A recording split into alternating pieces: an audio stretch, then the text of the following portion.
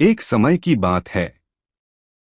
महान राजा विक्रमादित्य अपनी न्यायप्रियता और बुद्धिमानी के लिए पूरे आर्यावर्त में प्रसिद्ध थे।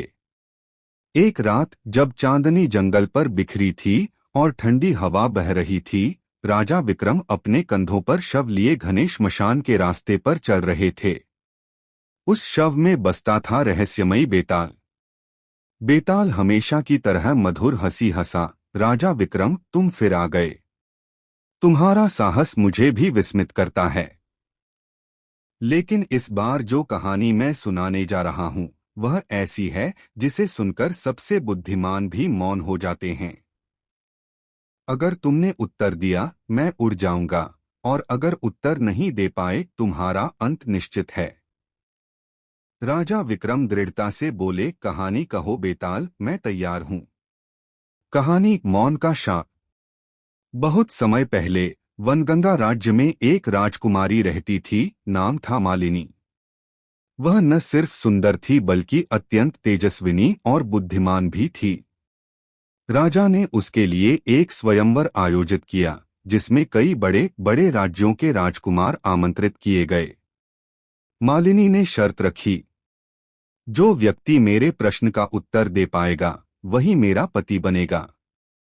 लेकिन अगर कोई गलत उत्तर देगा तो वह जीवन भर मौन रहने का शाप पाएगा। सभी राजकुमार यह शर्त सुनकर हक्का बक्का रह गए, लेकिन चुनौती स्वीकार कर ली। मालिनी का प्रश्न था, एक राजा और उसका मंत्री दोनों नदी में डूबते एक अजनबी को बचाने जाते हैं। राजा अपने प्राण जोखिम में डालकर डूबते आदमी को बाहर लाता है और मंत्री किनारे पर उसे जीवन देने के लिए श्वास देता है। बाद में वह व्यक्ति कहता है, मेरा जीवन मंत्री का है, तो बताओ उस व्यक्ति का जीवन किसका ऋणी है, राजा का या मंत्री का? सभा में सन्नाटा छा गया।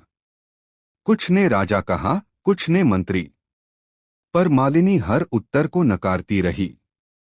कई राजकुमारों को मौन का शाप मिला और उनका वैभव समाप्त हो गया। एक दिन एक अजनबी युवक आया। वह साधारण वस्त्रों में था, पर उसकी आंखों में गहराई थी। उसने प्रश्न सुना और मुस्कराया। उसने कहा, जीवन राजा का ऋणी है, लेकिन प्राण मंत्री के। मालिनी चौंक गई, विस्तार से समझाओ।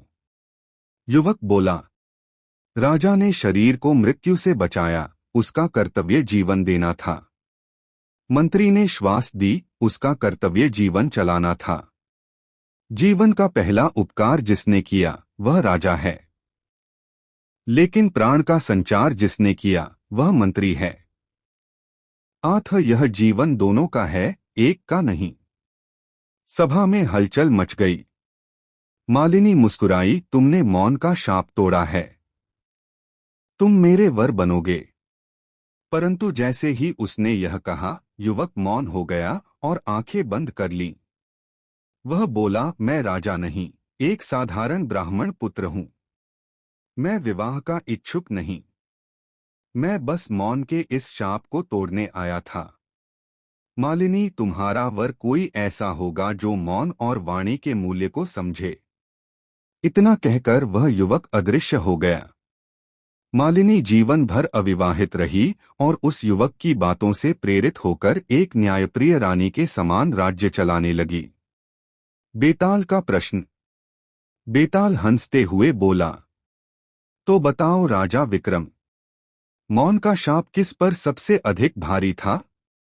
उन राजकुमारों पर जिन्होंने उत्तर नहीं दिया, या उस युवती पर जिसने अपने जीवन का निर्णय उसी मौन में खो दिया?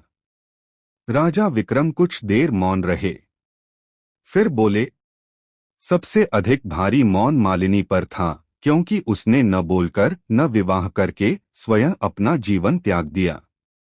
राजकुमारों ने मौन को दंड में पाया, पर मालिनी ने मौन को अपना भाग्य बना लिया। बेताल जोर से हंसा, तुमने फिर सही उत्तर दिया विक्रम, और पल भर में शव से निकलकर उड़ गया वापस अपने पेड़ पर। सीख, कभी कभी मौन शब्दों से अधिक भारी होता है। जिसे बोला नहीं जाता वही नियति बन जाता है। Please like, share and subscribe our YouTube channel.